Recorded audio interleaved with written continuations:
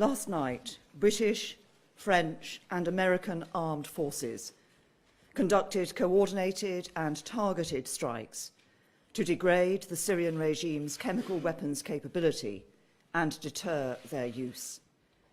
For the UK's part, 4 RAF Tornado GR4s launched Storm Shadow missiles at a military facility some 15 miles west of Homs, where the regime is assessed to keep chemical weapons in breach of Syria's obligations under the Chemical Weapons Convention. While the full assessment of the strike is ongoing, we are confident of its success. Let me set out why we have taken this action. Last Saturday, up to 75 people, including young children, were killed in a despicable and barbaric attack in Douma, with as many as 500 further casualties.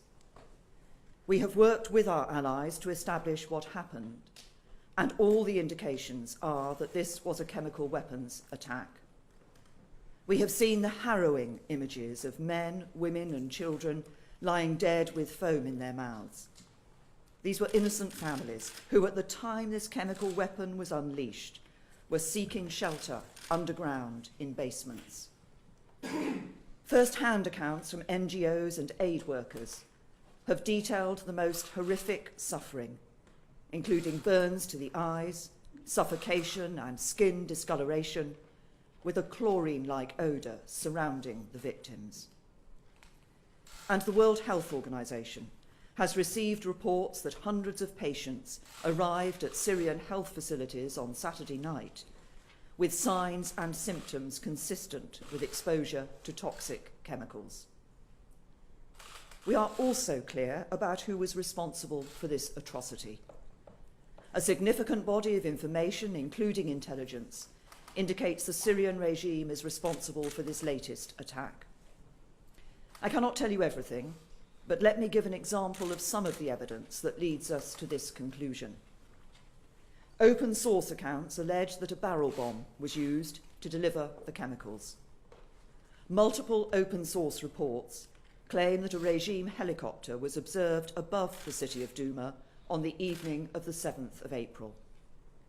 The opposition does not operate helicopters or use barrel bombs. And reliable intelligence indicates that Syrian military officials coordinated what appears to be the use of chlorine in Douma on the 7th of April. No other group could have carried out this attack. Indeed, Daesh, for example, does not even have a presence in Douma. And the fact of this attack should surprise no one.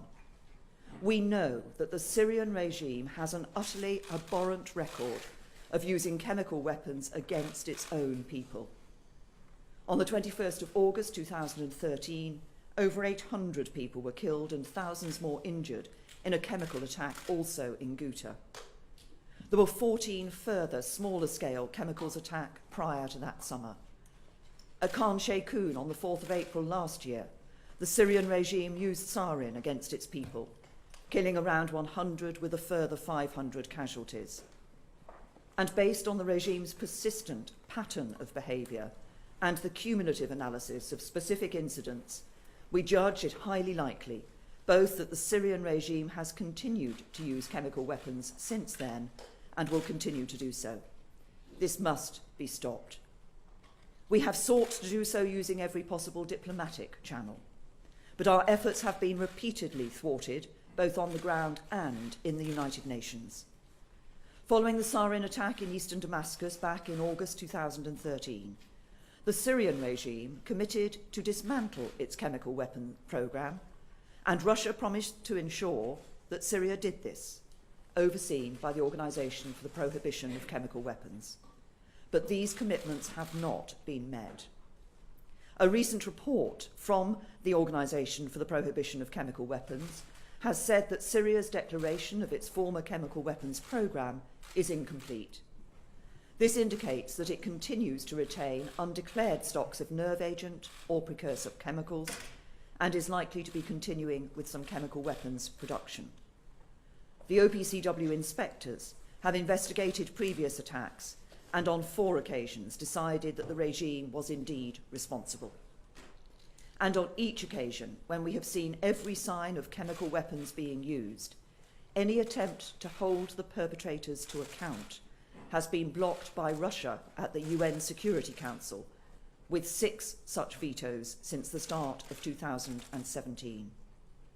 Just this week, the Russians vetoed a draft resolution that would have established an independent investigation into this latest attack, even making the grotesque and absurd claim that it was staged by Britain. So we have no choice but to conclude that diplomatic action on its own will not be any more effective in the future than it has been in the past. Over the last week, the UK government has been working intensively with our international partners to build the evidence picture and to consider what action we need to take to prevent and deter future humanitarian catastrophes caused by chemical weapons attacks. When the Cabinet met on Thursday, we considered the advice of the Attorney General, the National Security Advisor, and the Chief of the Defence Staff, and we were updated on the latest assessment and intelligence picture. And based on this advice, we agreed that it was both right and legal to take military action, together with our closest allies, to alleviate further humanitarian suffering by degrading the Syrian regime's chemical weapons capability and deterring their use.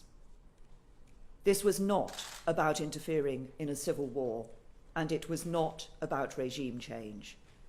As I discussed with President Trump and President Macron, it was a limited, targeted, and effective strike with clear boundaries that expressly sought to avoid escalation and did everything possible to prevent civilian casualties. Together, we have hit a specific and limited set of targets. They were a chemical weapons storage and production facility, a key chemical weapons research centre, and a military bunker involved in chemical weapons attacks.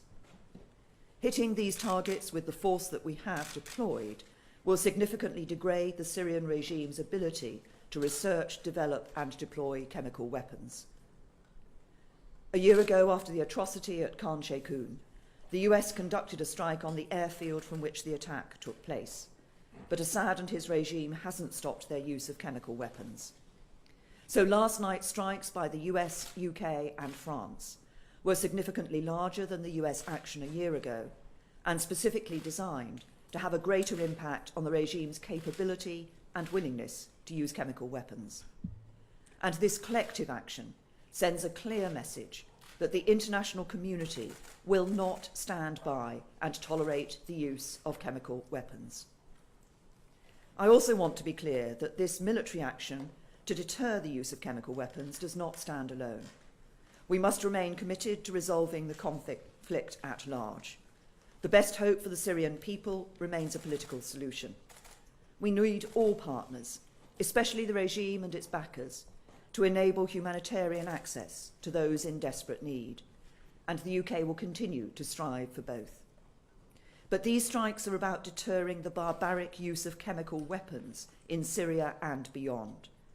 And so to achieve this, there must also be a wider diplomatic effort, including the full range of political and economic levers, to strengthen the global norms prohibiting the use of chemical weapons, which have stood for nearly a century. Although of a much lower order of magnitude, the use of a nerve agent on the streets of the UK in recent weeks is part of a pattern of disregard for these norms. So while this action is specifically about deterring the Syrian regime, it will also send a clear signal to anyone else who believes they can use chemical weapons with impunity. There is no graver decision for a Prime Minister than to commit our forces to combat. And this is the first time that I have had to do so. As always, they have served our country with the greatest professionalism and bravery, and we owe them a huge debt of gratitude. We would have preferred an alternative path, but on this occasion there is none. We cannot allow the use of chemical weapons to become normalised, either within Syria, on the streets of the UK, or elsewhere. We must reinstate the global consensus that chemical weapons cannot be used. This action is absolutely in Britain's national interest, The lesson of history is that when the global rules and standards that keep us safe come under threat, we must take a stand and defend them. That is what our country has always done, and that is what we will continue to do.